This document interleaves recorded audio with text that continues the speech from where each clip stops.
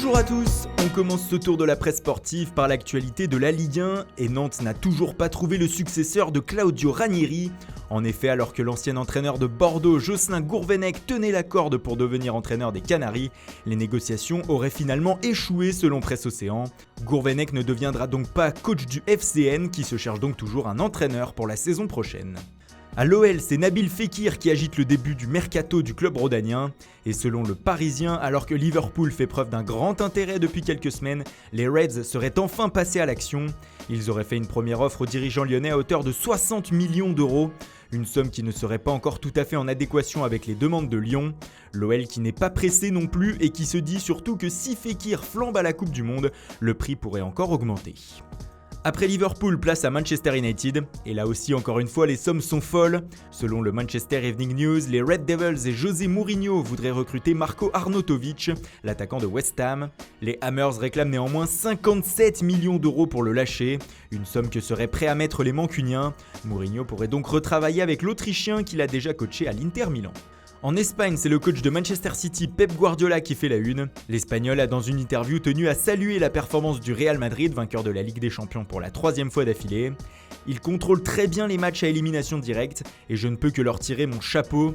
Gagner 3 Ligues des Champions d'affilée, ça souligne la qualité de l'équipe, de l'entraîneur, du club. Les autres équipes doivent désormais essayer de les empêcher d'en gagner une 4e. Il a également eu un mot pour Zinedine Zidane qui réalise selon lui un travail fantastique. Mais malgré les déclarations de Guardiola, tout n'est pas rose pour le Real. Selon Sport, Cristiano Ronaldo a de nouveau des problèmes avec la justice espagnole. Le fisc a refusé au Portugais une offre afin de résoudre ses problèmes de fraude fiscale. Il proposait de payer 14 millions d'euros au fisc tout en reconnaissant la fraude, ce qui lui aurait évité une peine de prison supérieure à 2 ans. Le Trésor espagnol a donc refusé et lui réclame 28 millions d'euros au total. CR7 risque même jusqu'à 8 ans de prison. Pour le quotidien espagnol, cela explique en partie la sortie médiatique du Portugais après la finale de la Champions League. Il estime ne pas être assez soutenu par le Real Madrid dans cette affaire. Et on termine par une autre affaire, mais pas sur le plan judiciaire cette fois. C'est celle du départ du Bayern Munich de Robert Lewandowski.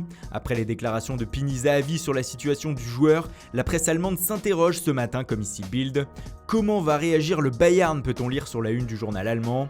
Ne rien céder, le vendre ou négocier un échange avec un autre club, voilà les 3 options qui semblent s'offrir aux Bavarois. Kicker penche lui plus pour la première, les dirigeants munichois n'ont pas l'intention de céder, rapporte le magazine. Néanmoins, cette sortie a bien sûr déclenché des intérêts. Selon le Mirror, Chelsea serait intéressé, mais les Blues devront au moins débourser 91 millions d'euros s'ils veulent acheter le Polonais. Voilà, c'est tout pour aujourd'hui, merci pour votre fidélité. Bonne journée à tous et rendez-vous dès ce soir pour un nouveau journal du Mercato.